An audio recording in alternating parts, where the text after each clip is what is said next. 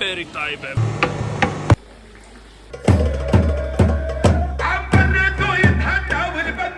هلا بدمشق بالشام.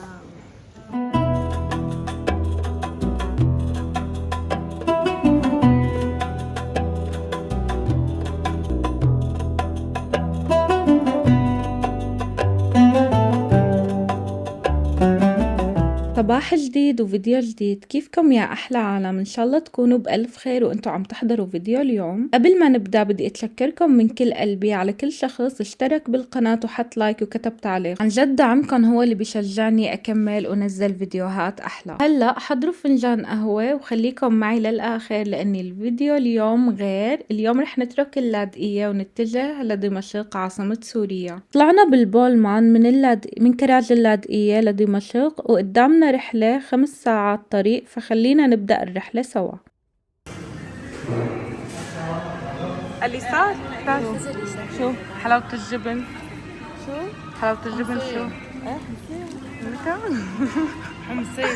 حمصي حموية.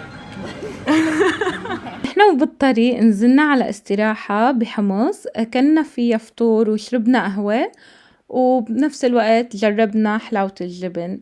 انتو شو بتعتقدوا بالتعليقات؟ اكتبولي حلاوة الجبن حمصية ولا حموية؟ بعدها رجعنا على البولمان وكملنا رحلتنا، وكل ما ننزل شوي للجنوب السوري حس اني الطبيعة تختلف عن الشمال. وبصراحة هيدا من اكتر الاشياء اللي بحبه بسوريا، انه وين ما بتروح كل منطقة إلى طابعها الخاص. اذا بتحب البحر موجود، بتحب الجبال موجود، الانهار والطبيعة الخضراء موجودة، حتى الصحراء كمان موجودة. نحن وبالطريق بلشنا نلاحظ اني الدمار عم يزيد، وهون عرفنا اني بلشنا نوصل على اطراف دمشق.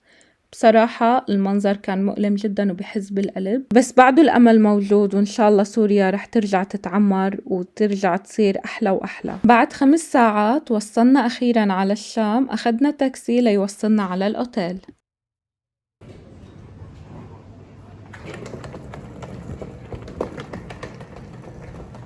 أخيرا وصلنا على الأوتيل، اسمه فندق آرام. بصراحة من أول لحظة استقبلونا بكل ترحيب، وكانت معاملتهم جدا راقية ولطيفة. أخذنا الفندق عبارة عن بيت دمشقي قديم، وبمجرد ما دخلنا حسينا بشعور كتير حلو. التفاصيل الموجودة فيه بتحكي عن قصص من تراث أجدادنا، من الأرضيات للشبابيك للساحة والنافورة.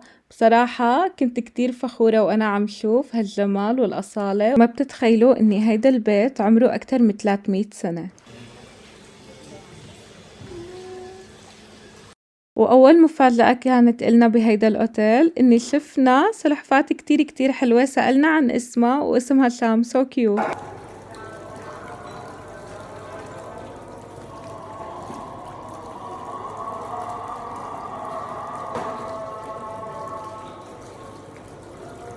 بعدها بلشنا جولة سريعة بالفندق حتى نتعرف على كل زوايا، وبعدين فرجيتكم الغرف اللي حجزناها.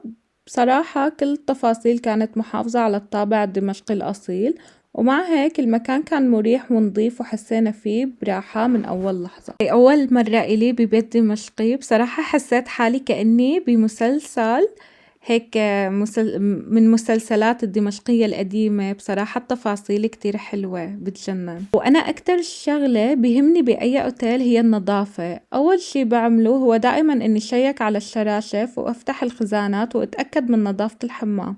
وبصراحة فندق آرام نجح بالاختبار بكل جدارة، كل شي كان نظيف ومرتب، ولهيك بالنسبة إلي هيدا الفندق بياخد 10/10.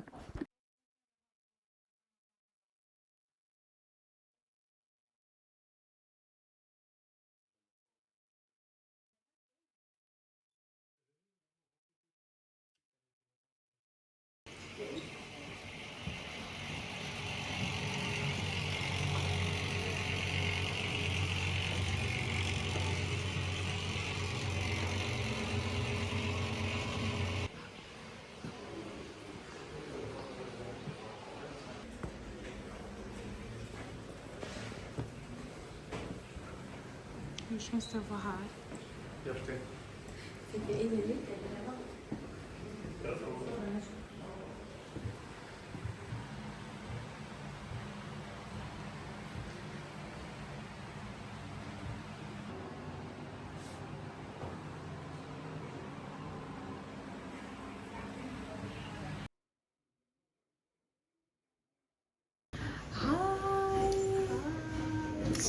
هلا نحن والقمر جينا. هلا بدمشق بالشام بالشام. يلا تعالوا اورجيكم الاوتيل. هون ماما واختي بهي الغرفة.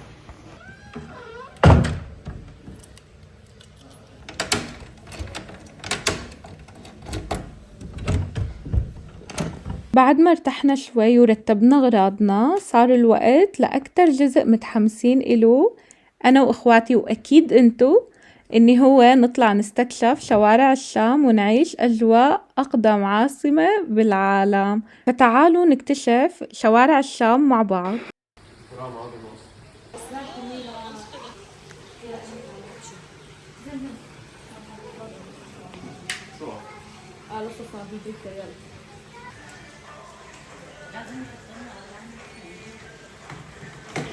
هلا نحن طلعنا من الاوتيل ورايحين نتفتل بالشام. ناكل شاورما. طبعا صهري صار انا بده شاورما من الشام.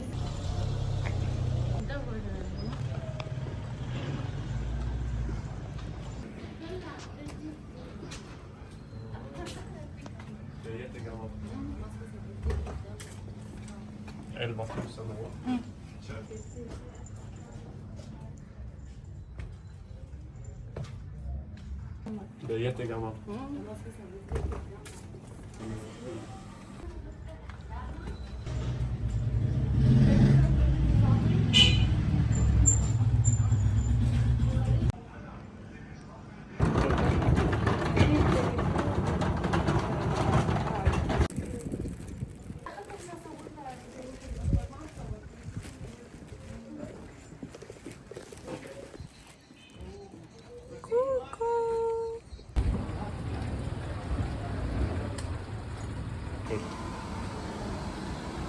ده هذا كافيتيريا ترويا.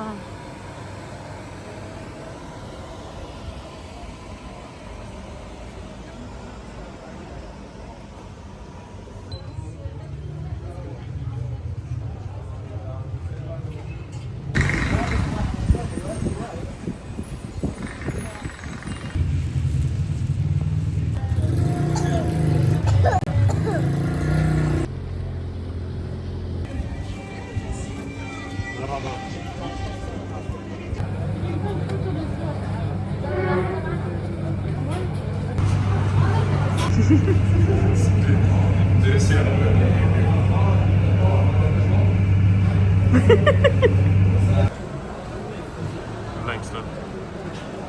Det var gott. Visst? Smaka den. Den fick bara jag, du fick inte den. Det är sur men ändå sött. أنا ما بدي أشوف.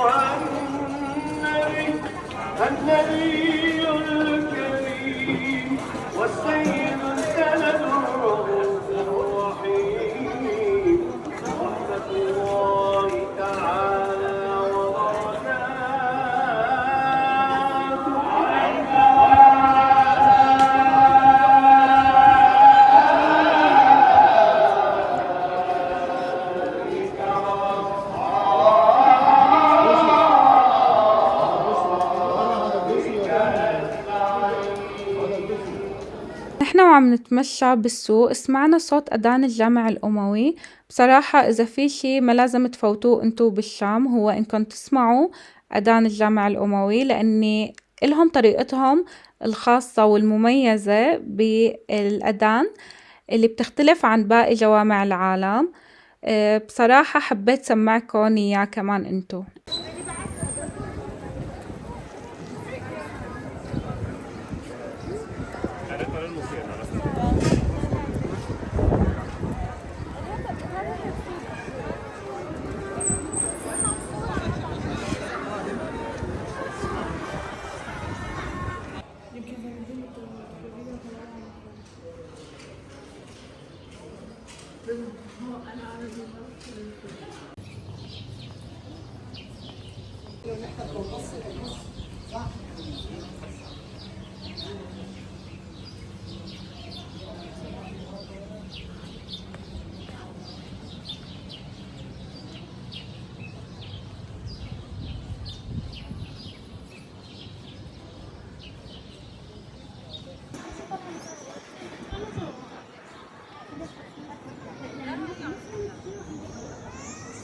أخيراً وصلنا للجامع الأموي، المكان اللي كنت ناطرة زيارته من زمان.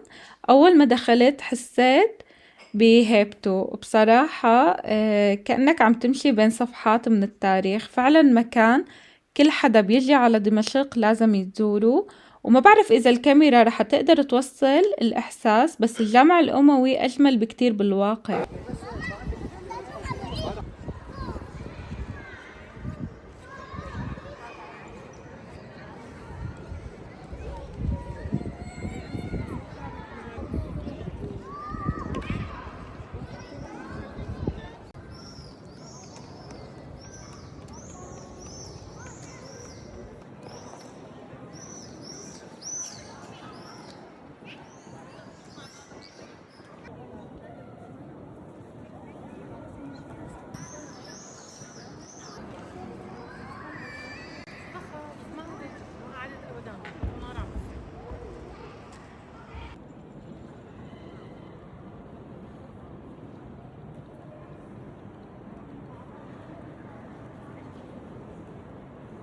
الجامع الأموي بصراحة من الأماكن اللي لازم تنزار ولو مرة بالعمر. إذا اجيتوا على الشام حطوه أول مكان بقائمة الزيارة.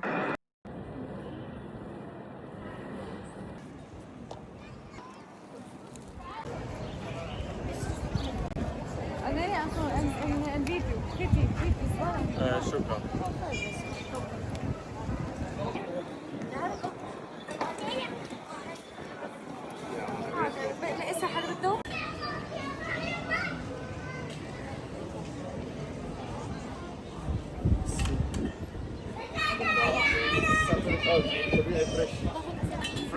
فريش بس ما كان.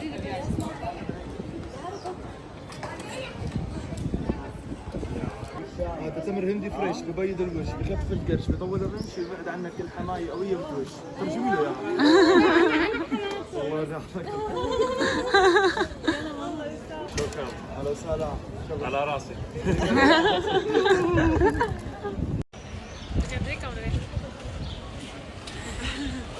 طيبة. Very طيبة. Very good.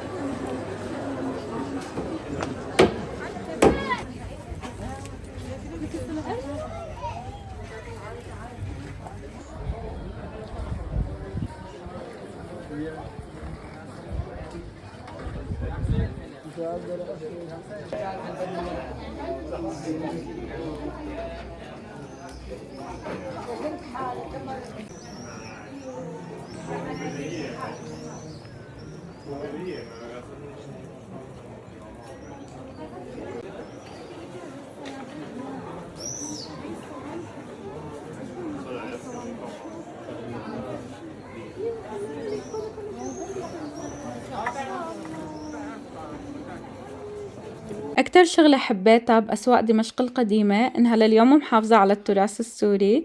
بتشوفوا قدامكن شغل يدوي وحرف تقليدية. بصراحة هالشي خلاني افتخر أكتر بتراث بلادنا، لأن في ناس لهلأ عم تحافظ عليه وعم تنقله من جيل لجيل.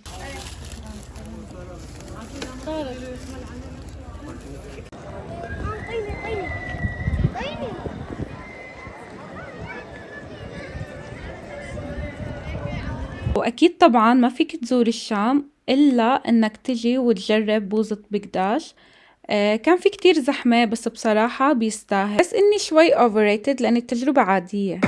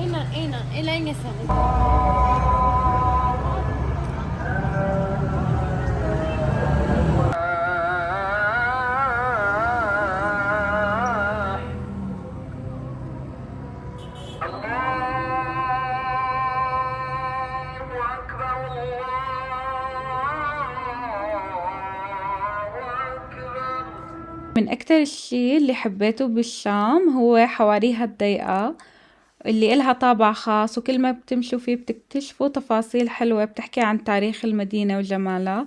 أنا متأكدة إني هيدا الفيديو رح يرجع ذكريات لكتير عالم مشتاقة للشام، ويعني هي الشام بصراحة بتنحب، نحنا كتير حبيناها، وبتمنى إنكم كمان حبيتوا الفيديو.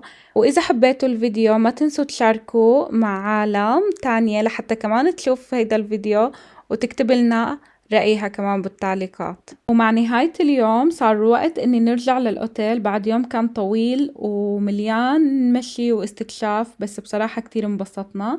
قلنا هيك خلص اليوم، بس فجأة صارت مفاجأة ما كنا متوقعينها. كان في افتتاح لمحل جايبين عراضة شامية، الأجواء كانت نار، الطبل والشارع كان مليان ناس وحماس. كانت عن جد من أجمل نهاية لأول يوم إلنا بدمشق، وهيك اختتمنا يومنا بطريقة ما رح ننساها أبدا بحياتنا.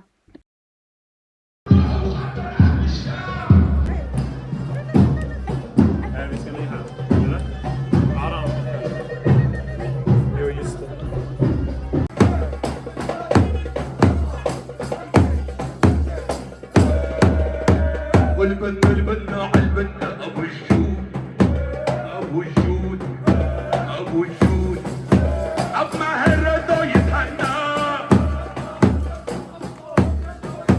او حنا ربعك حنا ربعك حنا ربعك او يلي عطاك يعطينا اب ماهر رضا يتهنى وسيم ابو الجود ابو واسم رضا يتهنى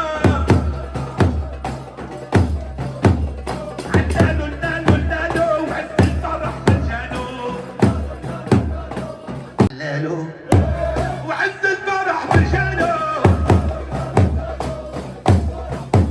اليوم اليوم اليوم اليوم اليوم اليوم اليوم اليوم اليوم مالك زمانه حنانه حنانه حنانه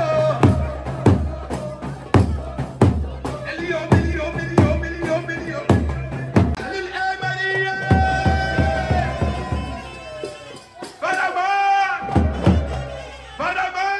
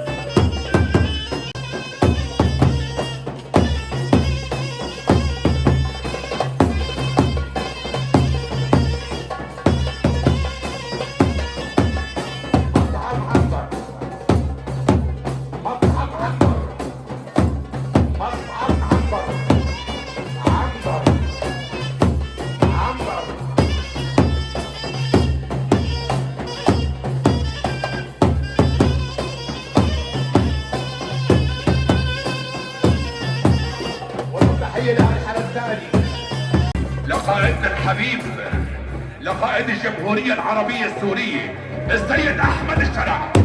السيد أحمد الشرع قائد الجمهورية العربية السورية. وين الدفع؟ وين الرقصة؟ روح. حياتنا تحية للأسرنا من الداخلين.